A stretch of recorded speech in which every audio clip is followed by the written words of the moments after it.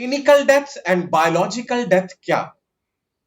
Clinically doctor तब dead declare करता है एज अ डॉक्टर, आगे जाके जब आप डॉक्टर बन जाएंगे, जब आप किसी पेशेंट का इलाज करेंगे, सो किन लक्षणों को देख करके आप कह देंगे कि अब इस इंसान की मृत्यु हो चुकी है, ये क्लिनिकली डेड।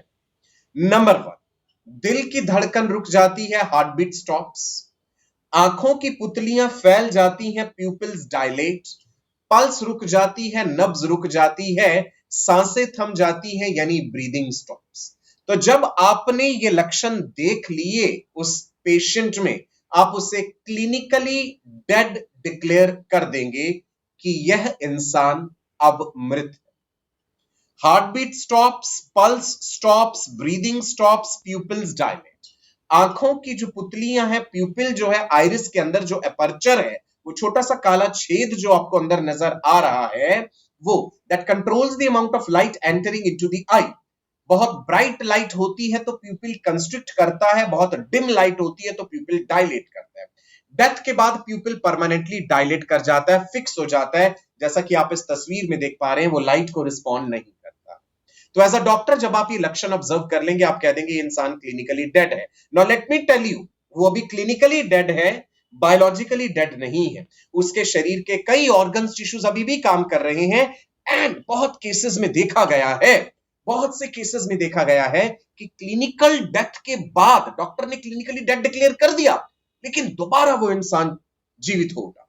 आपने भरसक प्रयत्न करा, मान लीजिए सीपीआर दिया, आर्टिफिशियली आपने उसे ब्रीदिंग देने की कोशिश करी, हर तरह से संभव प्रयत्न करे, इलेक्ट्रिक शॉक देके हार्टबीट को रिज्यूम करना चाहा, और वो इंसान दोबारा से जीवित हो।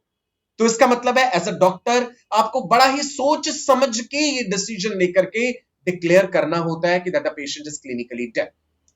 Now what is biological death? It refers to the stoppage of the functioning of the brain. जब दिमाग ने बिल्कुल, न्यूरॉन्स ने काम करना बंद कर दिया, तब सारी कहानी खत्म हो जाए। अब इसके बाद क्या होगा? धीरे धीरे किडनीज भी काम करना बंद कर देंगी, लिवर भी काम करना बंद कर देगा। क्लिनिकल डेथ से लेकर के किडनीज की डेथ होने तक की ड्यूरेशन के बीच में ऑर्गन्स को निकाला जा सकता है और हम ऑर्गन डोनेशन, ऑर्गन ट्रांसप्लांट कर सकते हैं।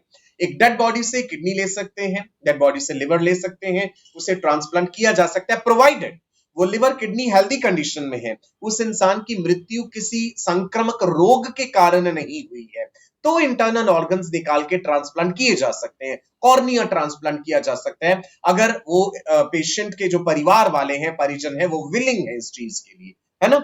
ऑर्गन डोनेशंस में बड़ी सारी समस्याएं भी आती हैं, अपने अपने धर्म के अनुसार मान्यताएं होती हैं कि भाई अगर एक इंसान जब उसकी मृत्यु हुई है और शरीर का कोई अंग उसका नहीं है, तो अगले जन्म में वो बिना उस अंग के पैदा होगा। ये हिंदू धर्म में ऐसा माना जाता है। मैं ये नहीं कह रहा ये सही है, मैं ये नहीं कह रहा ये गलत है, मैं अपना कोई ओपिनियन नहीं इस पे दे रहा, मैं आपको सिर्फ एक बात बता रहा हूं। तो ये ऑर्गन डोनेशन में एक समस्या बन जाती है कि परिवारजन जो है, पेशेंट के जो रिलेटिव है, वो उसका ऑर्गन निकालने नहीं देते हैं, है ना। यहां तो फिर हमें साइंटिफिकली सोचना चाहिए।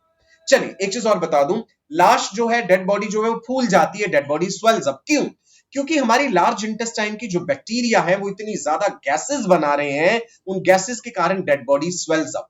इसीलिए आपने सुना होगा, देखा होगा, अगर किसी इंसान को पानी में डुबो के मार दिया जाता है तो लाश तैर के ऊपर आ जाती है, क्योंकि लाश फूल जाती है। बहुत दिनों तक लाश अगर पड़ी रहे तो कई जगहों से रप्चर भी हो सकती है, एनस के थ्रू इंटरनल ऑर्गन्स बाहर आ सकते हैं, इवन दैट इज पॉसिबल। जुबान जो है वो मुंह से बाहर आ जाती है, क्योंकि अंदर से गैस का प्रेशर इतना ज्यादा होता है, आंखें निकल के बाहर को आने लगती हैं, बल्ज आउट होती हैं because of the pressure of the gas. ठीक है जी, right, is it clear? Dead body के बैक्टीरिया ये गैसेस बना रहे हैं, लाश भारी भी हो जाती है, डेड बॉडी हैवी हो जाती है उन्हीं गैसेस के इकट्ठा होने के कारण। डेड बॉडी में क्या है? पेल हो जाती है, पेलर मोर्टिस। पेलर मोर्टिस का मतलब क्या है? It is the paleness which happens after death. लाश आपने जैसे ही रखी है, ग्रेविटी के कारण, सिंपल देखिए, ब्लड जो है वो नीचे इकट्ठा हो जाएगा, आर्टरीज में से ब्लड इकट्ठा जो है खत्म हो जाता है। आर्टरी शब्द का मतलब ही क्या है? Air tree. बिगिनिंग में जब साइंटिस्ट ने डेड बॉडी को स्टडी करा और देखा कि शरीर के अंदर पतली पतली ट्यूब्स का, पाइप्स का जाल फैला हुआ है, तो उन्होंने सोचा कि हवा के लिए ये एयर ट्री है, हवा का एक ट्री जैसी चीज है, तो वहीं से आर्टरी वर्ड बना। एक्चुअल में डेथ के बाद आर्टरीज में ब्लड नहीं रहता, वेन्स में ब्लड इकट्ठा हो जाता है, पूल अप हो जाता है, जिसके कारण नीचे से डेड बॉडी, जैसे ये लाश रखी है, ऊपर से पीलापन नजर आएगा, और नीचे से हम कह देते हैं liver mortis, setting of the blood in the lower portion of the body. Now अब आप कहेंगे ये सारी बातें तो एनसीईआरटी में नहीं लिखी है, एग्रीड नहीं लिखी है, लेकिन आप कर क्या रहे हैं? बन तो आप डॉक्टर रहे हैं ना, आपको इतनी भी समझ नहीं होनी चाहिए? आपको ये बेसिक फिनोमिना जो है उनके बारे में इतना भी पता ना हो कि डेथ क्या है, लाइफ क्या है, यू शुड नो। अगर आप अभी से अपनी सोचने समझने की, क्वेश्चन करने की उस कहते हैं ना तर्कशीलता को खत्म कर देंगे तो जिंदगी में कभी कुछ नहीं सीख पाएंगे। ठीक है, तो हमेशा वो बीटिंग अराउंड द बुश की एनसीईआरटी एनसीईआरटी ये मत करते रहिए। जिन बच्चों को सिर्फ वो चीजें चाहिए तो बेशक आप मेरे लेक्चर्स मत अटेंड कीजिए। मैं तो पढ़ाऊंगा तो फिर दिमाग के कपाट खोल के पढ़ाऊंगा, एक एक चीज बताऊंगा कि एक साइंस स्टूडेंट अपने आप को कहते हुए तुम्हें गर्व महसूस हो। फिर साइंस स्टूडेंट मत कहना, अपने आप को कहो एनसीईआरटी स्टूडेंट, अगर आपको ये सब कुछ नहीं पढ़ना है। ठीक है जी, क्लियर है? चलो, तो मैंने आपको बताया डेड बॉडी हैवी हो जाती है, डेड बॉडी स्वेलअप कर जाती है गैसेस के एक्यूमुलेट होने के कारण, और इंटरनल ऑर्गन्स जो है वो रप्चर भी हो सकते हैं, बस्ट भी हो सकते हैं। डेड बॉडी जो है ना, उसके मसल्स जो है सारे वो अकड़ जाते हैं, अकड़ जाते हैं। क्यों ऐसा क्यों हो जाता है? What is that rigor mortis? Muscles enter a prolonged phase of contraction after death. Now सुनो, ये बड़ा इंटरेस्टिंग फॉर्म फिनोमिना है, सुनिए जी।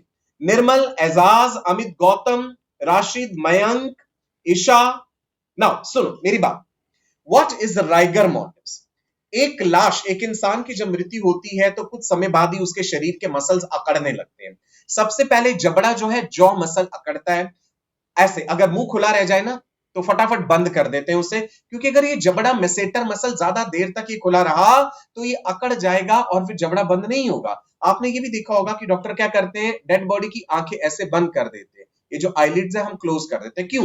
क्योंकि आईलिड्स के मसल में भी कॉन्ट्रैक्शन हो गया तो आंखें खुली रह जाएंगी, वो बंद नहीं होगी। अब आप हैरान होंगे कि एक डेड बॉडी अपनी मर्जी से तो मसल्स को कॉन्ट्रैक्ट नहीं कर रहा, तो ये कैसे हो रहे हैं? सुनो, आपने मसल कॉन्ट्रैक्शन में स्लाइडिंग फिलामेंट थ्योरी पढ़ी होगी कि एक मसल को कॉन्ट्रैक्ट होने के लिए कैल्शियम आयंस चाहिए होते हैं। मसल के अंदर कैल्शियम आयंस सार्कोप्लाज्मिक रेटिकुलम में स्टोर्ड रहते हैं। जब मृत्यु हो जाती है, एक सेल की मेम्ब्रेन का अस्तित्व खत्म होने लगता है, the cellular integrity is lost, तो सार्कोप्लाज्मिक रेटिकुलम से कैल्शियम अपने आप निकलने लगता है। मसल फाइबर्स के अंदर कैल्शियम का सैलाब आ जाता है। ये कैल्शियम आयंस ट्रोपोनिन प्रोटीन के साथ जुड़ते हैं।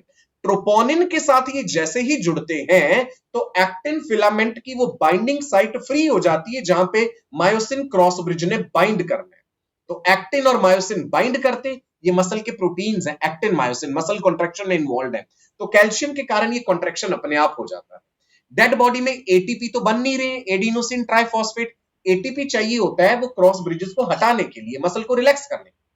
सो अगर एटीपी नहीं है तो मसल रिलैक्स नहीं करते। यही कारण है that after death the dead body के मसल्स कॉन्ट्रैक्ट होने लगते हैं, अकड़ने लगते हैं। So this rigor mortis it starts 3 to 4 hours after death and with in 2-3 days पूरी बॉडी अकड़ जाती है, लाश एकदम अकड़ जाती है। उसके बाद लाश रिलैक्स करने लगती है। क्यों? क्योंकि तब तक एनवायरनमेंट के बैक्टीरिया और शरीर के बैक्टीरिया लाश को गलाना सड़ाना शुरू कर देते हैं, जिसके कारण जो है डेड बॉडी रिलैक्स कर जाती है। लेकिन इतने दिन तक तो हम डेड बॉडी नहीं पड़ी रहने देंगे, अपने अपने धर्म के अनुसार हम उसका दाह संस्कार कर देते हैं। ठीक है जी। Algor mortis, reduction in body temperature following death. मैंने बताया हाइपोथैलेमस काम करना बंद कर देगा तो शरीर का तापमान डाउन आ जाएगा, लाश ठंडी पड़ जाएगी। तो ये मृत्यु के समय ये सारी चीजें हो जाती हैं, राइट जी। Algor mortis, rigor mortis, pallor mortis, livor mortis, right. मैं ये नहीं कह रहा कि आपसे क्वेश्चन पूछ लिया जाएगा, नीट में ये एल्गर मोर्टिस टर्म आ जाएगा, नहीं, I am not saying that, but I want कि इस दिमाग में, इस भेजे में ये ज्ञान डालो तो सही। कब पढ़ोगे ये चीजें? ठीक है, सुनिए।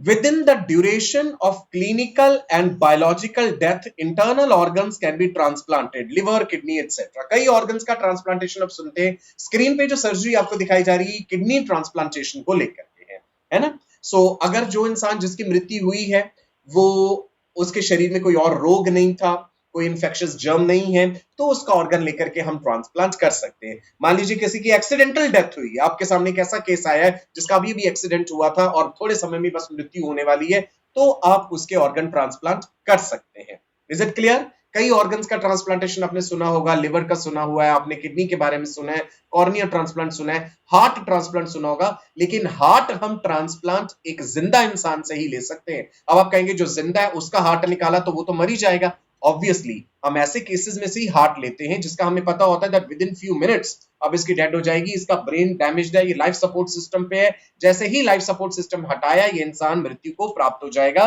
तो हार्ट हम उसी में से लेते हैं। Is it clear ji?